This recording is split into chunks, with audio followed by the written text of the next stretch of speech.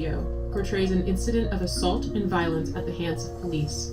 Viewer discretion is advised. I suggest you back the fuck up.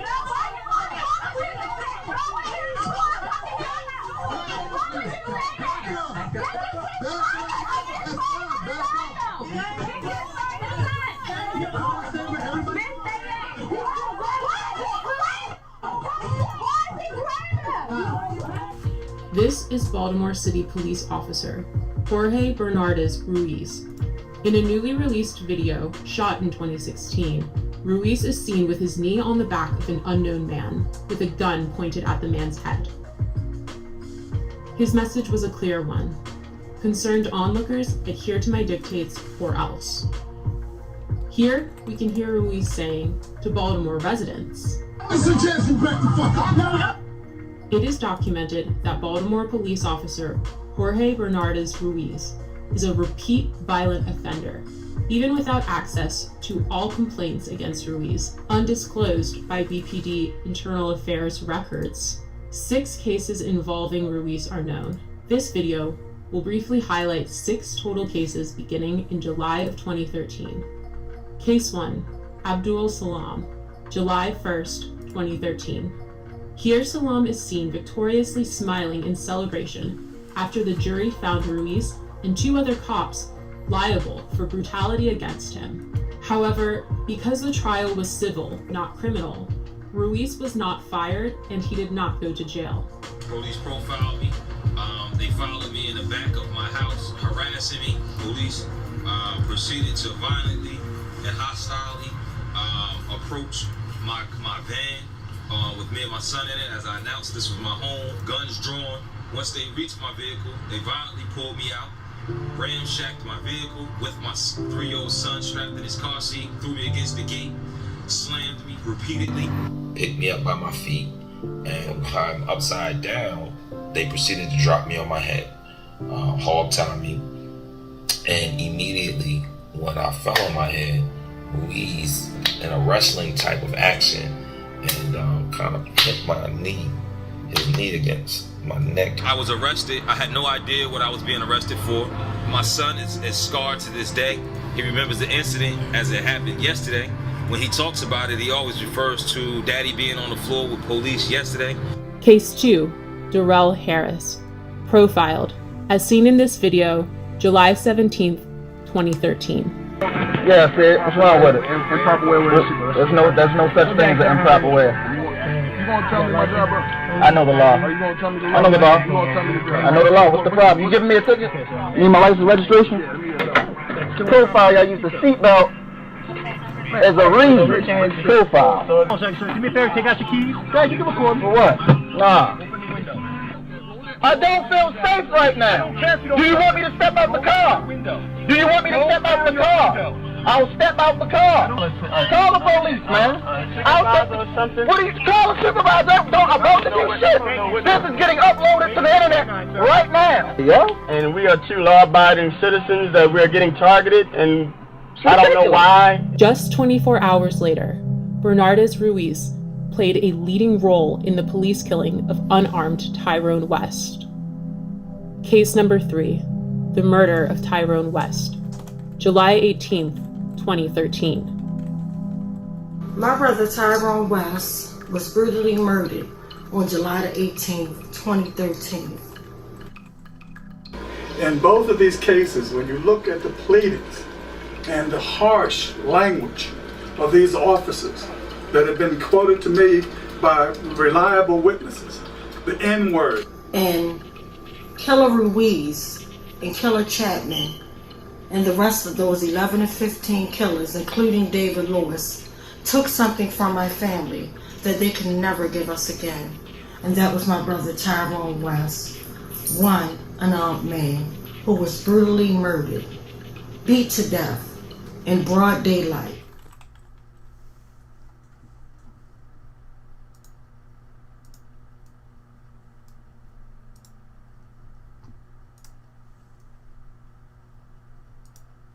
Mic check, mic check.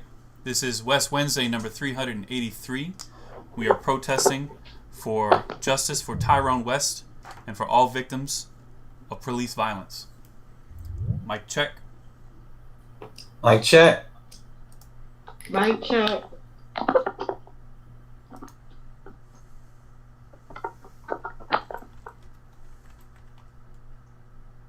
Alrighty, can you guys hear me? Yeah, we can, but your video's off. Okay, let me, hold on. Sorry, give me 1 second. There you go. Okay. Yeah, mic check. So thank you guys for tuning in. This is West Wednesday week 383. And as we all know, this is the day before Thanksgiving. And I'm just going to dive right into everything. First of all, that video that you just saw that was put together by West Coalition, that is a true, unfortunately, that's a true video. And our goal is to have one of the killers, if not all of the killers, 'cause I want everybody prosecuted to the fullest extent of the law. But most importantly, right now, my focus is on Ruiz, Sergeant Ruiz. He's now a sergeant. He's been promoted. And the saddest part is my brother should be here with my family. And as you see, it was victims. And if you can continuously watch us after this is over with, you will see part 2 of the video.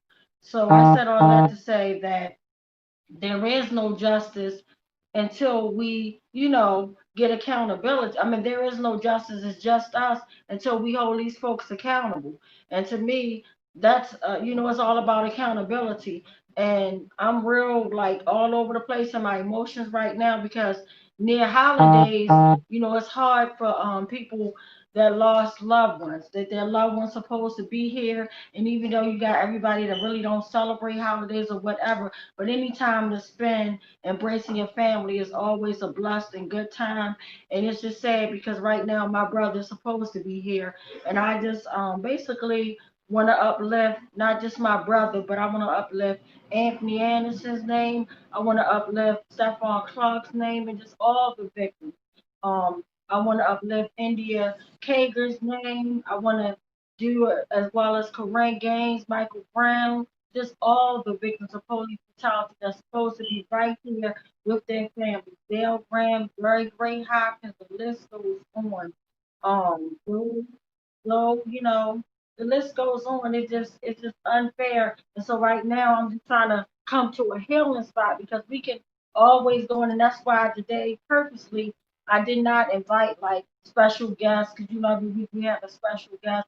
But I just wanted to take this moment in time for families just to, think about, just showing love to your family because tomorrow's not promised. Taking time out for yourself and then also enjoying your family, even though if you had like my family is suffering with the loss of my brother, and it's hard for everybody in my family.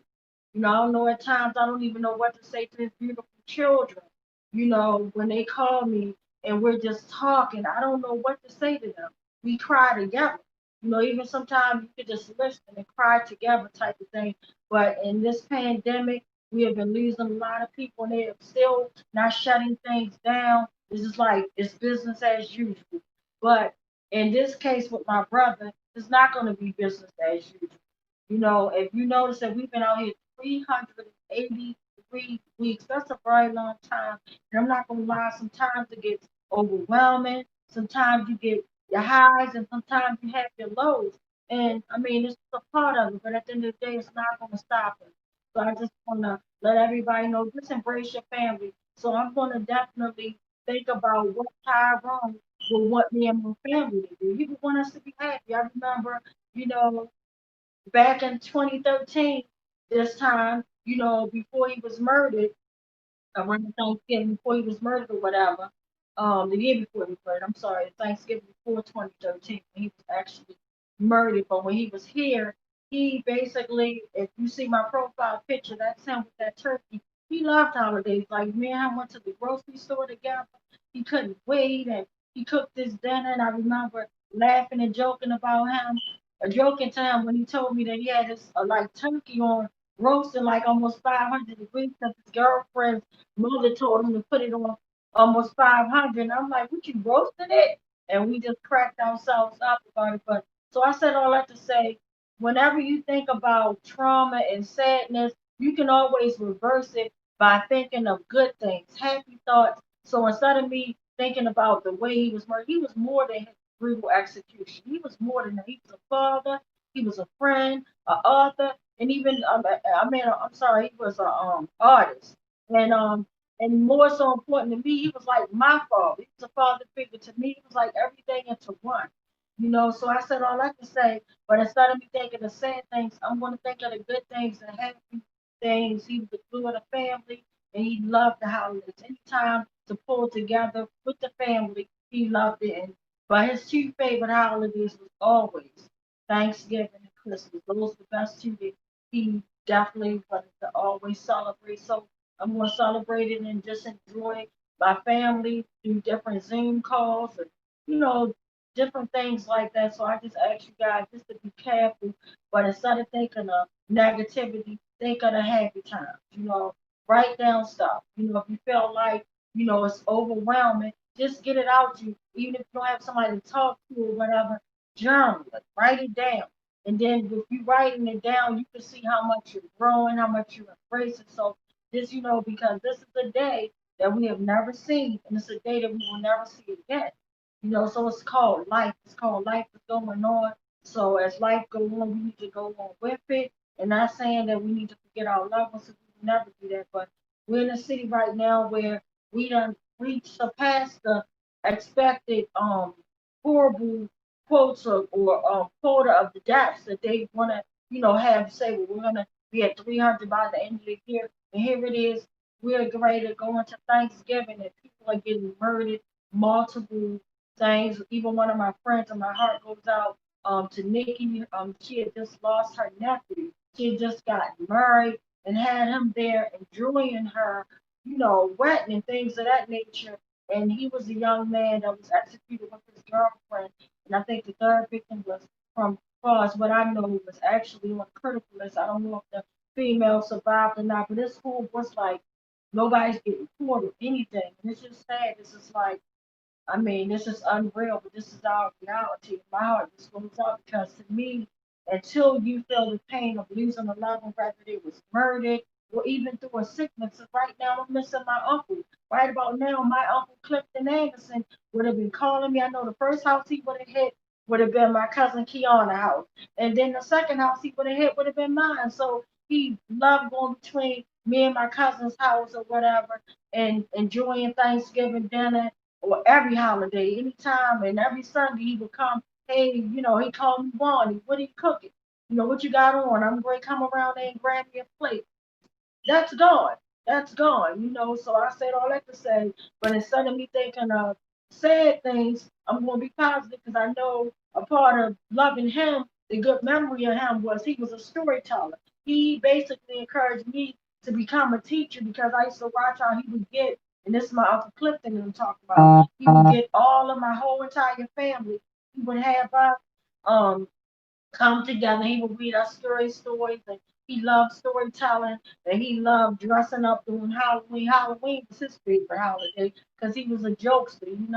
And so I said all that to say, just embrace all the memories, and not only embrace the memories, enjoy your loved ones while they are still here, even if they irk you, irritate you, enjoy and be kind. All I ask you to do is just be kind to each other, love upon each other. Because like one of my co-workers did the sweetest thing today. Like she was scheduled to get off before me, but she was like, "No, I know you got a lot of cooking. You got West Wednesday. Shout out, Big Melanie. She let me go before her just to get myself together. Stuff like that is priceless.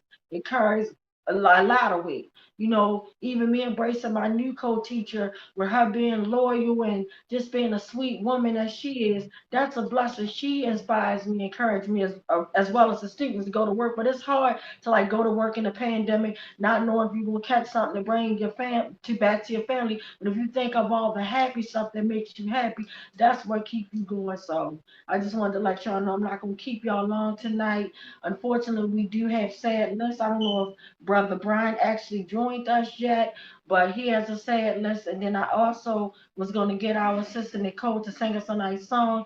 And Stephon Clark's my grandmother, Quisha, was going to come and join us, but I don't know. I know she had to cook, so everybody's doing cooking, so I definitely understand. But so I'm just going to pass the mic over, and Uncle Bill has a real sadness because remember last week we did a special West Wednesday where and shout out to both of the authors, um, to I Got a Monster, shout out to Westmore, shout out to Baynard Woods.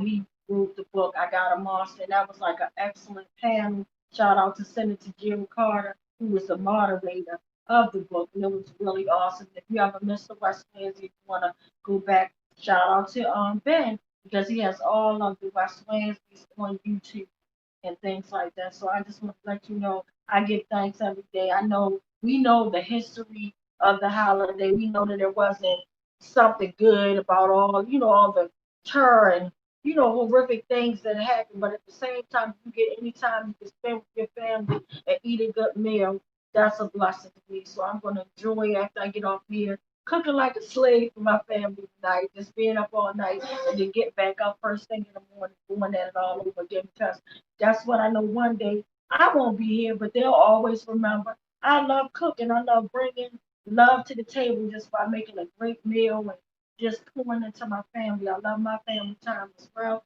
And I love you all, and I'm enjoying while I'm cooking. My sister Hillary dropped off a delicious piece of pecan when she dropped me off too. I got one for a whole pie to myself.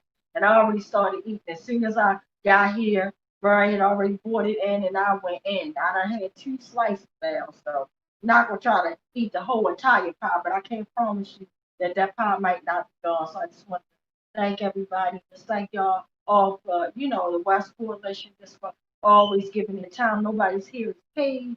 And I was having a conversation before we got here, and I was saying that if I ever struck it big, that I would pay people of West Coalition just for their time, like Ben, who does an amazing job putting all these West friends together, and even Mickey, who goes behind him and makes short clips of families and things like that, our special guests, and even Uncle Bill for his time, for just each and every last one of y'all, just for everything that y'all do. So I just want to thank y'all. I love you guys, and I'm gonna do a quick mic check. Mic check. Mic check.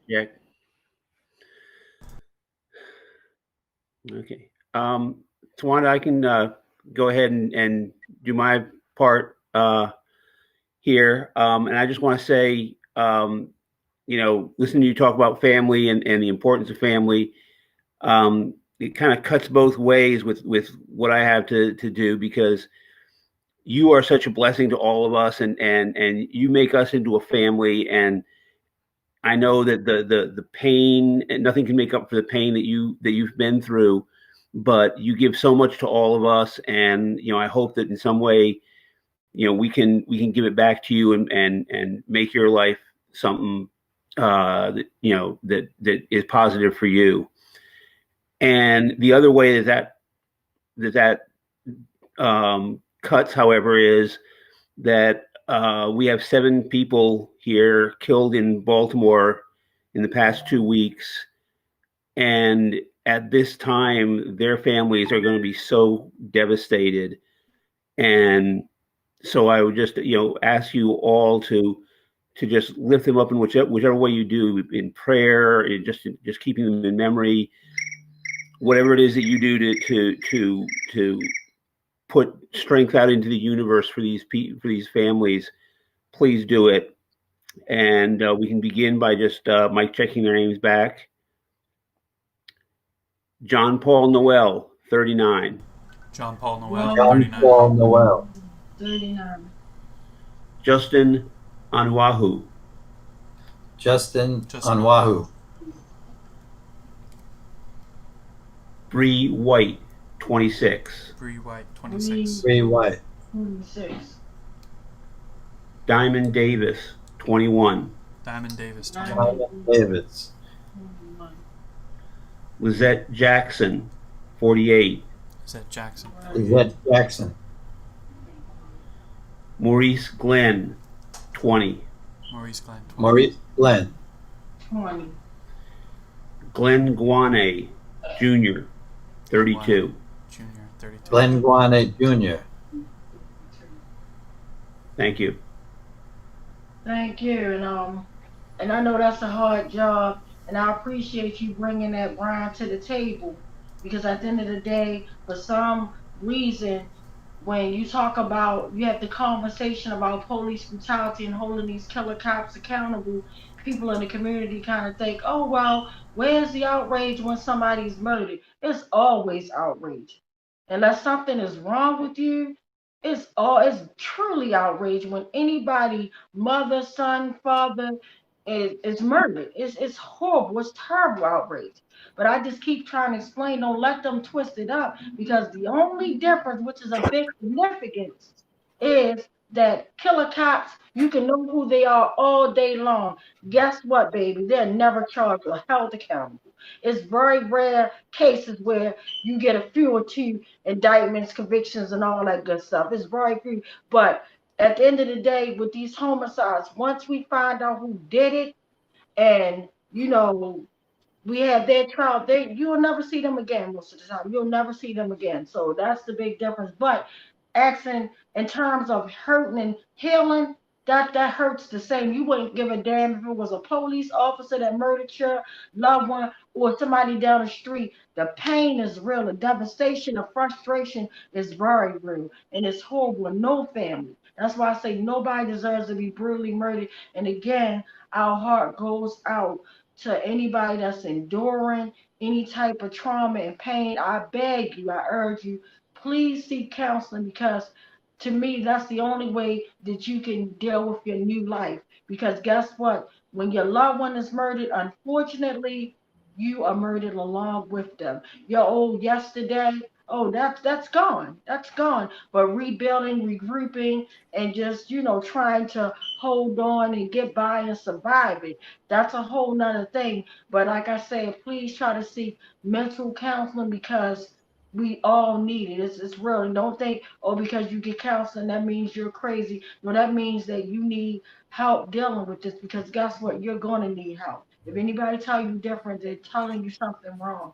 I'm telling you from a personal spot and place where I had to, because at first I'm like, should I go get counsel? My brother was killed. At first I felt like turned off, because I always think of when you're talking to somebody else about your pain and trauma, everybody's judging you. But when I say that, when I went and I actually seek to go to the Roberta's house, but when I went there and I met my new family group that was in there, by the time those 6 to 8 weeks went by, I didn't even want it to end. Like, I was so like, I seen people actually going in, and I'm like, oh my God, I'm not alone. Like, somebody else's loved one is suffering. And then for me to meet a beautiful grandmother, her daughter name was Diamond, her grandbaby name was Diamond, but her grandbaby was actually murdered the same day that my brother was murdered. I remember when we were down at homicide, they were telling us, oh, we can't talk to y'all. We just had a young baby get murdered. I actually had to turn my pain off. Like, that's somebody doing, that's my brother murdered. We want answers, but somebody baby daughter is like murdered. I was like, oh my God. So I kind of was like, let's just come back with group and just tell them to meet us tomorrow sometime. But I still like to say, nobody deserves that kind of pain. So just seek help. Please seek help. Try it, because you can't go by yourself. And if you don't want to go to counseling, at least find people that you can talk to and pour your heart out to. So that's all I want to say. And Uncle Bill, do you have your sad list? I do. Last week, as Tawana was just saying, we didn't have a regular West Wednesday. It was devoted to having on the authors of two recent books, one about the rebellion in Baltimore and one about the cops in Baltimore City that behave outrageously. So we didn't read a list last week of people around the country who've been killed by police. And the people that put the list together had been a little behind. So tonight we have 2.5 weeks of people whose lives were stolen by police. 41 people. I'll be reading that in just a moment. Often on Thanksgiving, we talk about being thankful. So I want to say how thankful I am that the West Coalition exists, that the West family has stuck to their guns and has not given up the fight for accountability. It's inspiring, and I'm really honored and humbled to be a small part of this movement.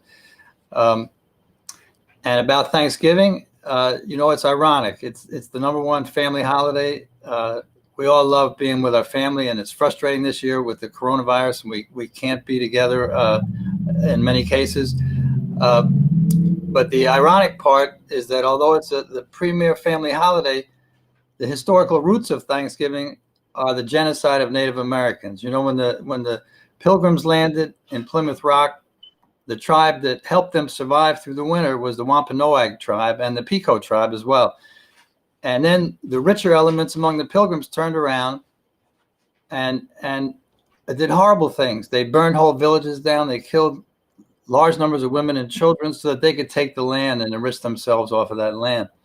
So my hope is when the working class takes power and we get rid of capitalism, we're going to come up with some new family holiday, which is not only celebratory of the wonderful family feelings that we all have, but also has a positive historical root, not something like the genocide of the Wampanoag, Pico tribes and many other indigenous tribes.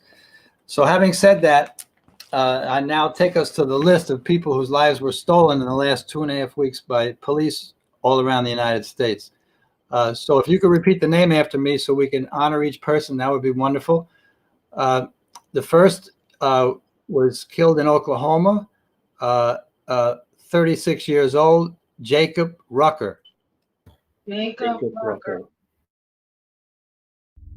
Sorry, my mic just went off. I'm back. On the same day, this is November the 5th, that's where we're starting, killed in California, 32 years old, Javier Magana.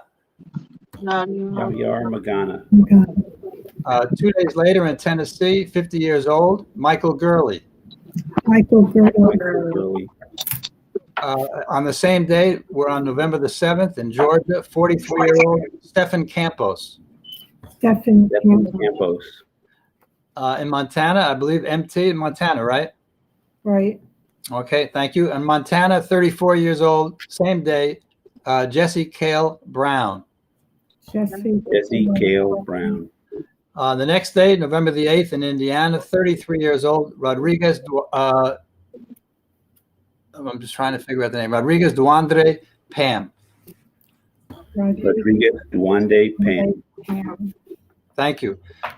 Tennessee, on the same day, November the 8th, 58-year-old Terry Fox. Terry Fox. On November the 9th, right here in Maryland, 25 years old, Rodney Eubanks. Rodney Eubanks. In the state of Washington, 22 years old, the following day, November the 9th, Ronnie Dunning. Rodney Dunning. In Texas, 29 years old, on the 10th of November, Darren Jones. Darren Jones. In California, the same day on the 10th, 27 years old, Daniel Reyes. Daniel Reyes. In Maryland, on the same day, November the 10th, 36 years old, Busumuzi Kunimi. Busumuzi Kunimi. Very good. California, 27 years old, the same day, Daniel. Oh, they have Daniel Reyes twice on this. I apologize for the error. In Arizona, the next day on the 11th of November, 61 years old, Curtis Mellon. Curtis Mellon. In Oklahoma, same day, 37 years old, Brandon Milburn. Brandon Milburn. On the following day, the 12th, someone who is yet to be identified in Pennsylvania, 39 years old. Also on that day in MS. Which state is that? Mississippi. Thank you. It's 7 o'clock. Henry Frankowski. Henry Frankowski. The following day on the 13th of November in Florida, 18 years old, Sincere Pierce. Sincere Pierce. And for anyone just tuning in, these are all people whose lives were stolen by the police around the United States in the last 2.5 weeks. On the 13th of November in Florida, 16 years old, A.J. Crooms. A.J. Crooms. In Ohio, same day, 19 years old, Arthur Keith. Arthur Keith. On the following day, the 14th, in Florida, 40 years old, Jake Settle. Jake Settle. Same day in Texas, 66 years old, Angela Castagliata. Angela Castigliata. In California, 38 years old, same day, Augustine Morales. Augustine Morales. Following day on the 15th in New Hampshire, 35 years old, David Donovan. David Donovan. Same day in Texas, 50 years old, Krista Markwell. Crystal Markwell. In Florida on the following day, the 16th, 38 years old, Shane Jones. Shane Jones. On the same day in Indiana, 32 years old, Joshua Evans. Joshua Evans. The following day, the 17th in Tennessee, 39 years old, Javon Bryce. Javon Bryce.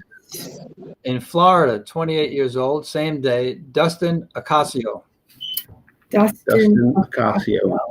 In Kentucky, 42 years old, this is on the same day, the 17th, James Horton. James Horton. In Florida, on the same day again, 18 years old, Devin Gregory.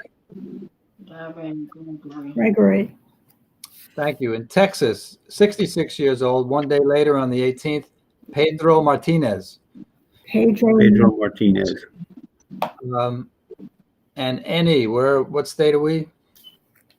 Nebraska? I guess so. Okay, thank you.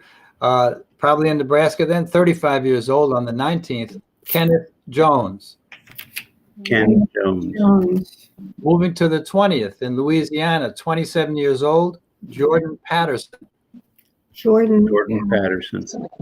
In Indiana, 43 years old, the same day, Peter Russell. Peter Russell. Also on the 20th in Pennsylvania, someone whose name has not yet been revealed. Moving to the 21st in Florida, 25 years old, Matthew Thomas. Matthew Thomas. In Arizona, 75 years old, Douglas Hatfield. Douglas Hatfield. And the last day for which we have information about lives stolen by the police, the 22nd. First person is from Wisconsin. His name or her name has not yet been revealed. In Kentucky, 49 years old, Brian Thurman. Brian Thurman. And the last person, the state of Washington, and again, the name is not yet known. So as you can see, there's been tremendous loss at the hands of the police in the recent 2.5 weeks. And I turn it back over to Tawanda. Tawanda, may I say something? Oh, yes. Go ahead. Go for it. So Ken Brown, who's tuning in on Facebook, said he also wanted to lift up the name of João Beto Freitas, who is 40 years old. He was killed in Porto Alegre, Brazil, by security guards. And I also wanted to make a comment about what you said about people saying, "Oh, where is the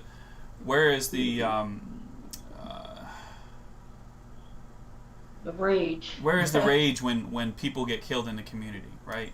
And that is a racist dog whistle. Completely racist dog whistle. When people say that, they are implying that it's always a response to people saying Black Lives Matter, because that has been, the way that police have been called to be accountable, is in response to the killing of Black lives. And so it is this implied notion that Black communities do not care about their communities, and that they do not care about the violence that happens within them. But the Black community has always cared about violence in its own communities. Right now, in Baltimore alone, we have the Baltimore ceasefire. Before the Baltimore ceasefire existed, there was the Village Keepers. Before the Village Keepers existed, there was the 300 Men March. Before the 300 Men March existed, there were the Guardian Angels. Over and over and over, since as far back as violence has existed, there have been community efforts to stop the violence in Black communities. And so whenever you hear anybody says, "Oh, the community does not care about violence within its own community," that's either willful ignorance or straight up racism. Either way, it doesn't need to be said. Mic check. Mic check. Mic check. Yeah, Ben, if I can tag on to what you just said. Did my sister ever join us, Brian? Pardon? I was wondering, did my sister Shaquisha ever join us? Because I see somebody with a KS with the camera off. I was wondering who that was. That's I don't Karen. know what's going on. Hold on. Oh, My picture not showing up. I don't know what's going on. Oh, that's my sister Nicole. Okay. Nicole, if you look down the bottom, there should be a camera you can click on. Yeah, but it's it normally a line to go through it. If it's not on when I do it like that, then it's no picture. But when I take the line off it goes to complete black. So I don't know what's going on with it. and hi, the KS is Karen Pomerantz. I don't know where that S came from. Welcome, Karen. Thank you. Good to see everyone. Good to see you. I'll go mute. Nicole, you might try leaving and coming back and see if that works. Okay. Yeah. Anyway, Ben, I just wanted to say that, I have heard that sort of comment from people before, and I always say exactly what you did. That there are so many groups struggling against this violence in this community, and I always say to them, so these are the people who are doing this. Where have you been? Right. Because these are always people who, it's like they say, if you only say all lives matter when someone else says Black Lives Matter, then you're not concerned about all lives. You're just concerned about making a point. Yep. And if you only say, well, what about community violence when someone says, what about police violence, then you're not concerned about community violence. Right. And that's the sort of thing that has to be called out because, all over this city, there are people struggling in big organizations and just small, just single people. And to say to overlook that is just, it's just like you said, it's either racism or it's stupidity, and I don't care. Right.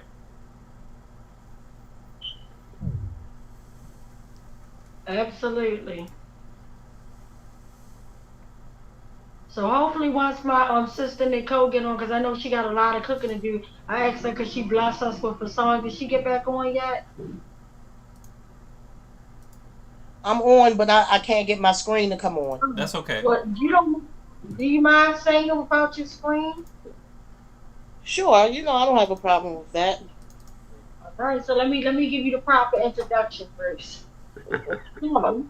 I'm ready to bless everybody. We are ready to bless everybody with our beautiful sister, Nicole. And her voice is so beautiful and amazing. And not only is she here to represent her father-in-law, Anthony Anderson, she's also here to represent her own beautiful daughter who can sing just as you think even better than her. So I definitely would have loved to hear just your daughter sing. Because I know she should have been signed. I feel like you should have been signed by now, but she writes her own songs and she has the voice. So I just, with no further ado, our beautiful queen Nicole. Mic check. Mic check. Mic check. Mic check. Okay, here we go. He blessed me through all the pain, and he blessed me through all the rain. When Jesus heard my story, he blessed me. I knew that he would. He blessed me. He understood. He blessed me. I knew that he would. So I'm asking, please hold my hand and bless me and every man. Take my hand and walk me through, 'cause I need you. I'm feeling so blue. But he blessed me with all these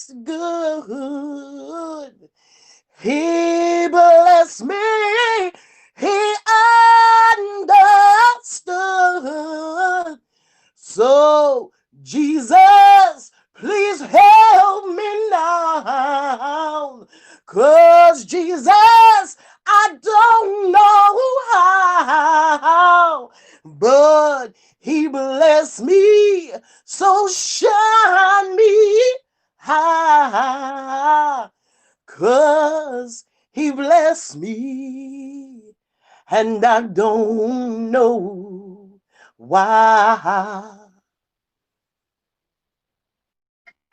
Yes. Thank you, beautiful. Yes, that was amazing. Yes. Do you want to say a few words or say anything, Nicole, that you want to get off your heart or mind or anything?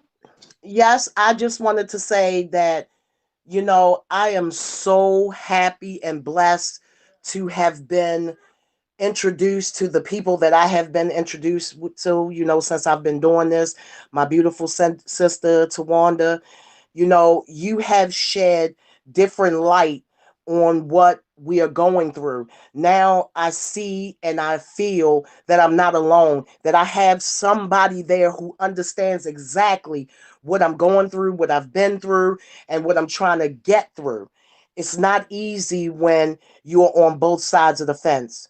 If anyone hasn't been here and they don't know my story, September the 21st, 2012, my father-in-law was killed by the Baltimore City Police Department. 2 weeks later, my daughter, who was also set up by the Baltimore City Police Department, which she was 16 years old, she was murdered. She was rendered as a snitch because she witnessed a murder, and they took her down for questioning without an attorney or an adult. And someone saw her go to the police department, which she didn't know what was going on. She was only telling what she saw, and that was when she came back to where she was and she saw the body in there. She was 16 years old. She panicked. She called the police. She didn't know what to do. They came. They took her down to the police station. They questioned her. And a couple of weeks after that, she ends up with a bullet in her head. She ends up dead. And nobody can tell me what happened or why would you question my 16-year-old daughter without having adult supervision, which I knew that was wrong. I never pursued a case on trying to sue the police department because when I first started out with doing West Wednesdays with Tawanda, it was all about my father-in-law. And I'm not saying that my daughter didn't matter, but I really never mentioned her like that because I didn't think that the way she died was significant to what West Wednesday was really all about. So I kind of held it back. But when I got up there and I spoke for the first time, when Tawanda allowed me to speak to the people and let them know what was going on in our lives and what we had, went through and everything, it kind of came to me as I was speaking, and then I started speaking from the heart, and it was only out of anger and love and fear. All of it just came at one time, and I told my story. And from that point on to today, I have been telling my story over and over again. And I'm never going to get tired of telling what happened to my father-in-law and then to my daughter because it was wrong on both ends. Neither one of them, none of our family members and friends that we have lost through police brutality deserve to die the way that they did. We didn't give life, and we don't have the right to take life. But some people feel as though, especially these police officers, they hide behind these badges and they think that they're invincible and that they can kill and take people's joy and people's family members and leave us empty, missing our loved ones. I don't care if you was to give us all the money that is made on this planet. It's still not going to bring our loved ones back. We're still not going to be happy with them being missing. It's still going to be a hole there from who's not here with us anymore. Now, tomorrow is Thanksgiving, and a lot of us are sitting back. Yeah, we're thankful that we're still here. We're thankful that we're still in the fight, but we are still heartbroken because that's one chair at that dinner table that won't be filled from the person that we have lost through this police brutality. And I just want everybody to know it because I know I've taken up a lot of your time, but I just want everybody to know that I am here with you. I am here for you. And anybody needs to call me. Anybody want to vent.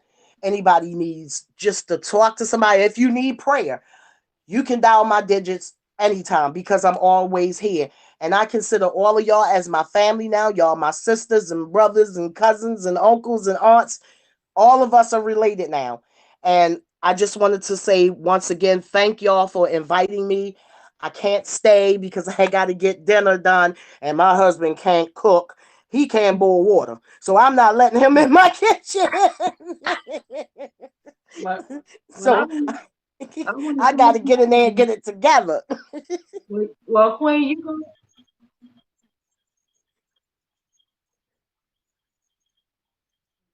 Oh, thank you so much.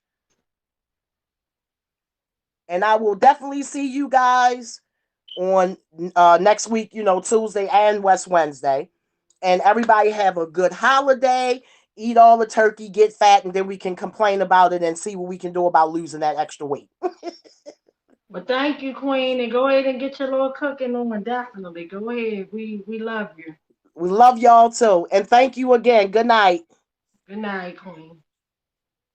All right, I see my girl. Go hard and Q. Hey, go hard. Love you. You're muted, Sarafina. Hey T.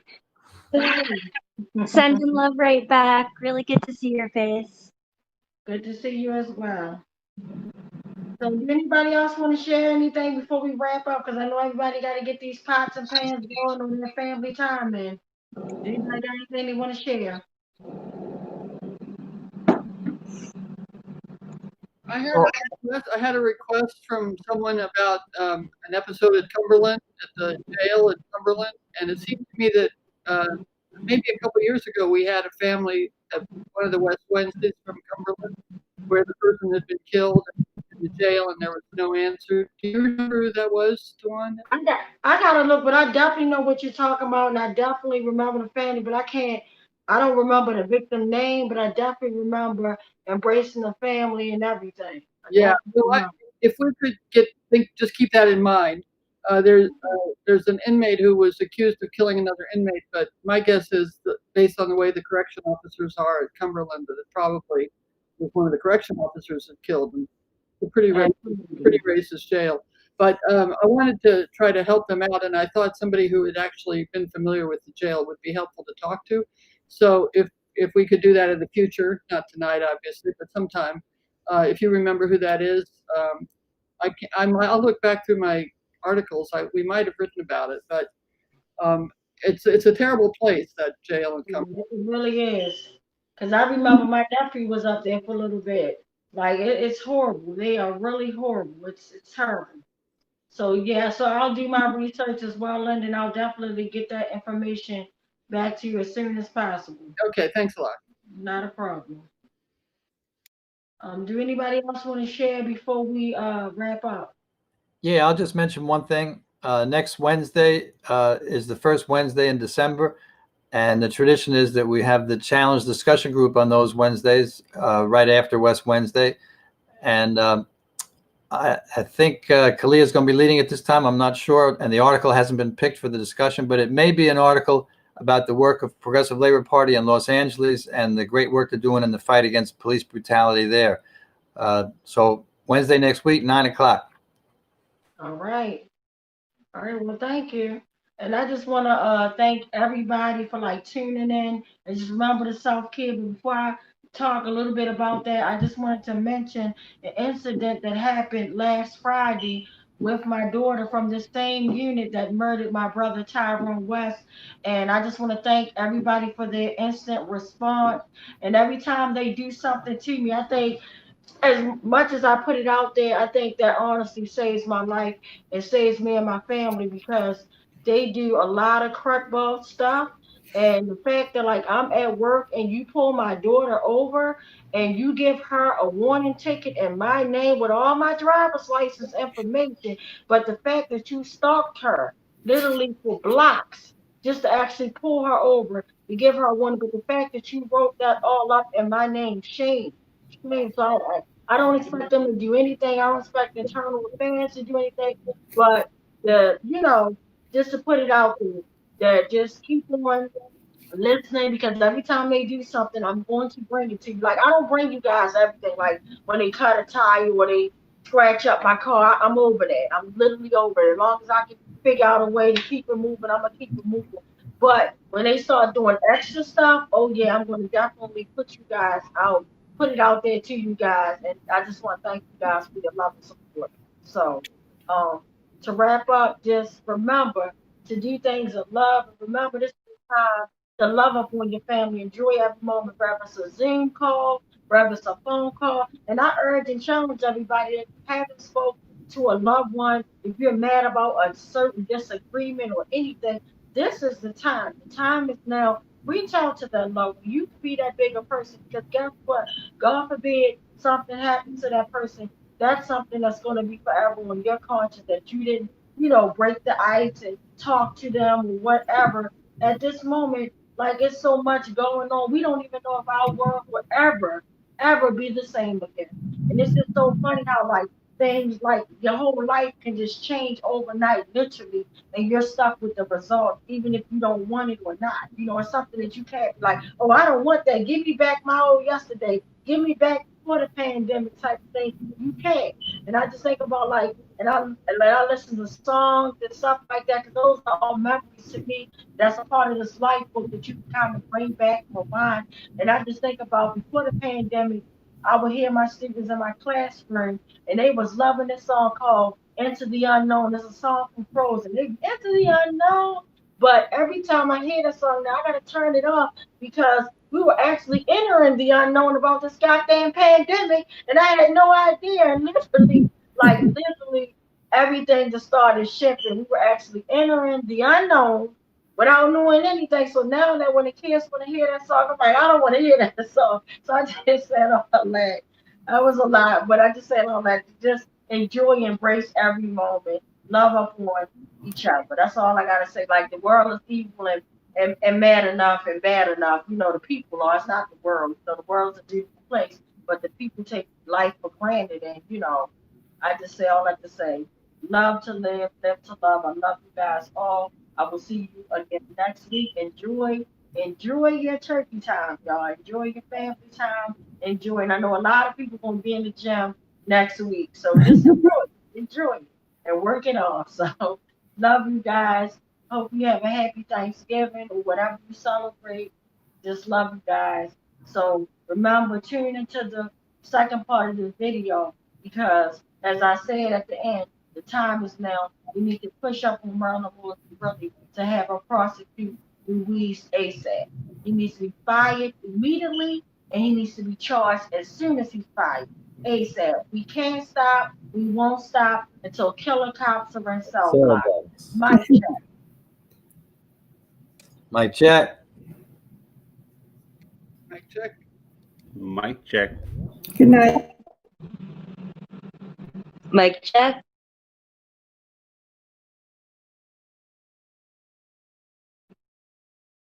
And Mr. West begging for his life, and Mr. Salam begging for his child to be excluded and comforted from what was taking place. Not for himself, but for his 3-year-old child.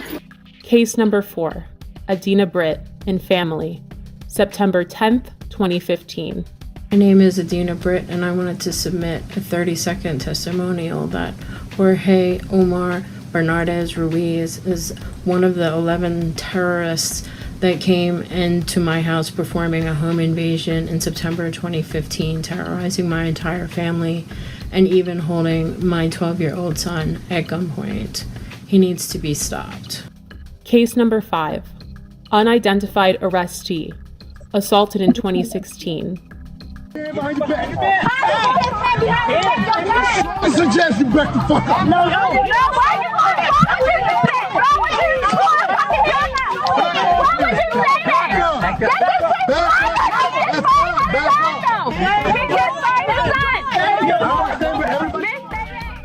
Again, this video did not surface until the summer of 2020.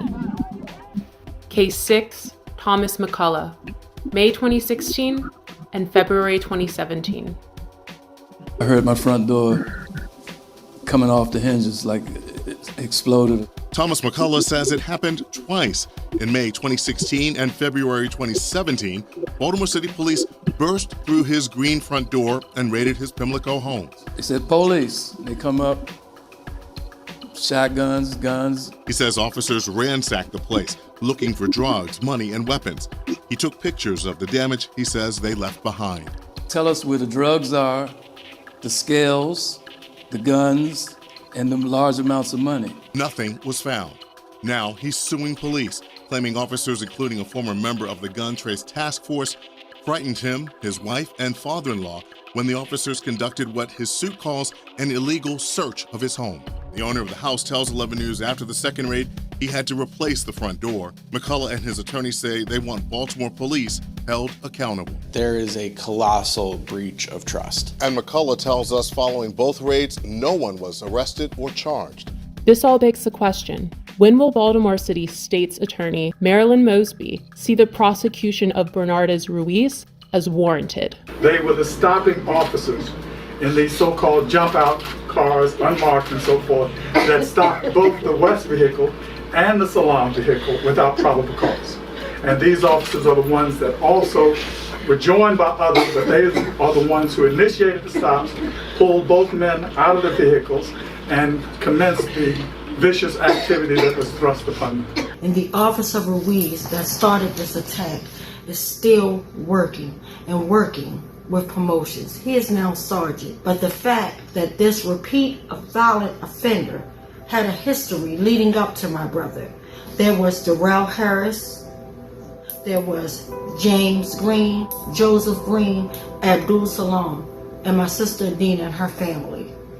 No one family deserves to be brutally murdered or brutalized by this repeat violent offender Ruiz. It is time we take action. The time is now. Baltimore police officer Jorge Bernardez Ruiz is a repeat violent offender.